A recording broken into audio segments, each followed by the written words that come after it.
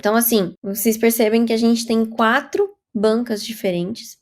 A única coisa que se assemelha entre elas é a questão da gestão do tempo.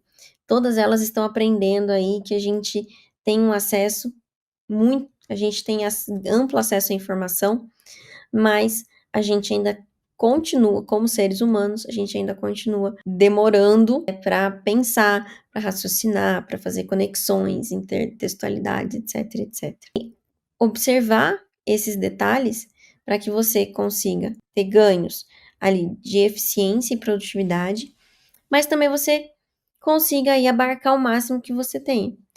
E que, a partir do momento que você entende isso, o seu estudo ele fica muito mais focado, o seu estudo ele auxilia muito mais a sua a assertividade no dia da prova, tá?